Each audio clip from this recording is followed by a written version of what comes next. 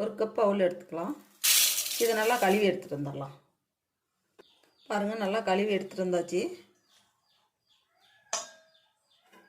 இதுலேயே ஒரு 2 ஸ்பூனு ரவை அவல் ரெண்டும் சேர்ந்து நல்லா ஊறி வரட்டும். அப்படியே தண்ணி தெளித்தோம் இல்லையா, இதுலேயே ஊறி வந்துடும். அப்படியே ஒரு 10 நிமிஷம் மூடி வைக்கலாம். நான் வறுக்காத வேர்க்கடலை தான் எடுத்துக்கிறேன். அவல் எடுத்த கப்புலேயே 1/2 கப்பு வேர்க்கடலை. இதை அப்படியே நம்ம வறுத்து எடுத்துக்கலாம்.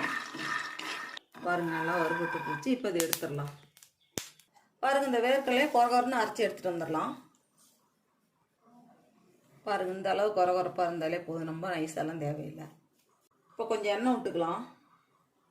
கொஞ்சம் ஜீரகம் போட்டுக்கலாம். கொஞ்சம் கடுகு உளுத்தம் பருப்பு போட்டுக்கலாம். எல்லாம் பொரிஞ்சு வரட்டும்.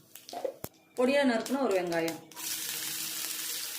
பொடியாக நறுக்குன்னு ஒரு பச்சை மிளகாய், ஒரு கண்ணாடி பாதம் வர அளவு வதக்கி எடுத்துக்கலாம். ஒரு கொத்து கருவேப்பிலை, பொடியாக நறுக்குன்னா ஒரு தக்காளி, சின்ன தக்காளி தான். ரொம்ப வதங்கணும்லாம் இல்லை, கொஞ்சம் வதங்கினாலே போதும். இது கொஞ்சம் மஞ்சத்தூள், கறி மசாலா கொஞ்சம், பச்சை வாசம் போகிற அளவு அப்படியே வதங்கி வரட்டும். துருவன கேரட் ஒன்று. பாருங்கள், கேரட்டு தக்காளி எல்லாமே சேர்ந்து நல்லா வதங்கி வந்துருச்சு. இப்போ அப்படியே ஸ்டவ் ஆஃப் பண்ணிக்கலாம். அப்படியே ஆறட்டும். பாருங்கள், நம்ம அவ்வளோ ரவையெல்லாம் ஊற வச்சோம். எல்லாம் ஊறி இருந்த தண்ணியெல்லாம் ஊறி நல்லா வந்துருச்சு. இப்போ இதுக்கு தேவையான உப்பு போட்டு நல்லா மசிச்சு எடுத்துக்கலாம்.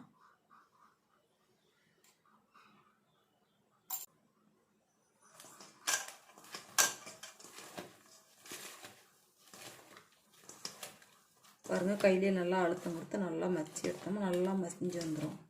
ஏன்னா நம்ம 10 நிமிஷம் ஊற வச்சோம் இல்லையா, நல்லா ஊறி வந்துருச்சு. தக்காளி கேரட் எல்லாம் இதில் போட்டுக்கலாம். நம்ம அரைச்சி வச்ச வேர்க்கடலையும் இதில் சேர்த்துக்கலாம். இதெல்லாம் சேர்த்து நல்லா கலந்து பிசைஞ்சு விட்டுடலாம்.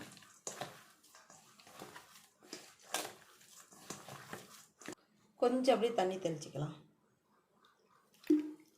ஒரு ஸ்பூனு கொஞ்சம் கொத்தமல்லி போட்டுடலாம். எல்லாம் சேர்ந்து நல்லா கலந்து பிசைஞ்சு எடுத்துக்கலாம். எல்லாமே கலந்து விட்டாச்சு. இப்போ நம்ம தோசைக்கல்லை வச்சு சுட்டு எடுத்துக்கலாம்.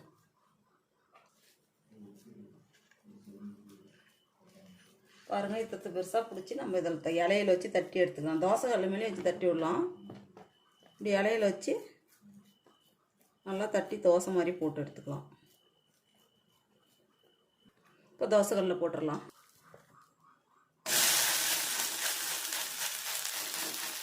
இப்போ இது மேலே எண்ணெய் விட்டுக்கலாம்.